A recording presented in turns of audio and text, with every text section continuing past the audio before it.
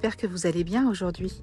Dans cet épisode, je voudrais revenir sur les demi-mesures qui donnent des demi-résultats et pourquoi, lorsqu'on veut perdre du poids en réduisant les glucides, il est indispensable de respecter toutes les règles du jeu sans tricher. Vous ne me connaissez pas? Je m'appelle Sophie Gironi, je suis coach en nutrition et vous écoutez mon podcast Autour d'un café gras dans lequel je parle de perte de poids et de bien-être en général et d'alimentation réduite en glucides en particulier. Dans la plupart des régimes classiques, ceux qui sont essentiellement basés sur la réduction calorique, on ne différencie pas les aliments par leur effet sur la gestion de l'énergie. On se contente de réduire la quantité de calories ingérées en espérant inciter le métabolisme à aller plus loin chercher dans ses réserves.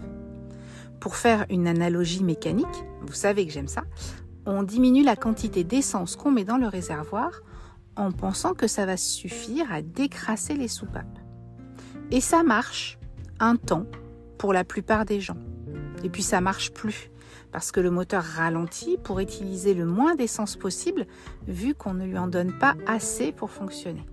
Et le moteur continue à s'encrasser parce qu'il ne tourne pas assez fort, pas assez longtemps pour dégommer les résidus qui continuent à se déposer vu qu'on n'a pas modifié le mélange d'essence. La réduction des glucides fonctionne très différemment des régimes classiques. On ne réfléchit pas à la quantité d'essence, mais au mélange de ses composants. On privilégie les nutriments qui vont permettre d'augmenter le régime du moteur et on évince absolument les nutriments qui ont tendance à créer des résidus, qui ont tendance à rester stockés. C'est très schématique, mais c'est vraiment ça. Chaque aliment que vous mettez dans votre bouche va indiquer à votre corps s'il doit accélérer et donc déstocker ou s'il doit ralentir et donc stocker. Et beaucoup de gens échouent à perdre du poids en réduisant les glucides parce qu'ils ne comprennent pas ce principe tout simple. Ils restent dans une dynamique de quantité et se disent que le tout petit bout de pain mangé en attendant le plat au resto ne posera pas de problème, vu qu'ils vont manger une bonne portion de viande avec des légumes et qu'ils ne prendront pas de dessert. Ils goûtent un morceau de la crêpe des enfants à l'heure du goûter, mais juste une bouchée. Ils se disent que manger la panure de l'escalope milanaise de la cafette n'est pas si grave, après tout, ils ne prendront pas les frites avec.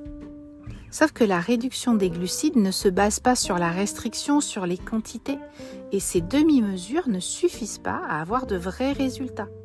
La réduction des glucides permet de perdre du poids sans avoir faim en mangeant en bonne quantité des aliments savoureux, riches et gras, sous réserve d'en exclure absolument les aliments qui vont faire passer le corps en mode stockage.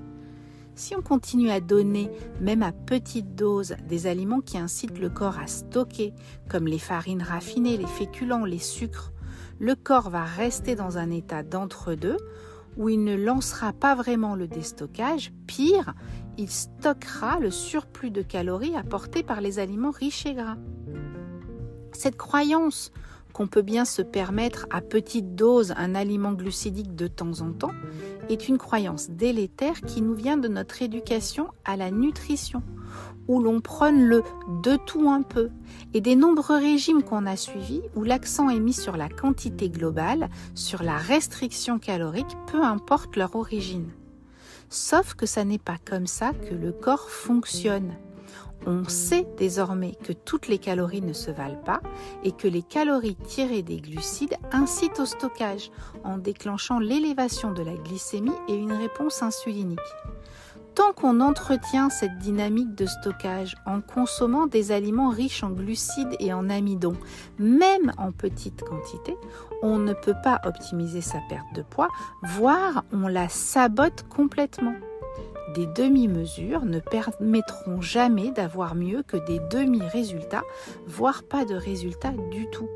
Pour que la réduction des glucides fonctionne, il est essentiel d'en respecter tous les principes. Parce que non, on ne peut pas avoir le beurre, l'argent du beurre et le sourire de la crémière. Oui, les alimentations réduites en glucides permettent de perdre du poids tout en mangeant à sa faim. Et c'est top ça, non ? Oui, les aliments réduits en glucides permettent de se régaler avec des aliments qu'on a longtemps écartés, comme le fromage, la crème fraîche, les viandes grasses, le beurre. Mais cela fonctionne uniquement si on évince vraiment totalement les aliments glucidiques. Il est indispensable d'éliminer totalement, et je répète totalement, tous les sucres et tous les aliments glucidiques comme le pain, les féculents, les légumineuses, les fruits. Tous, totalement.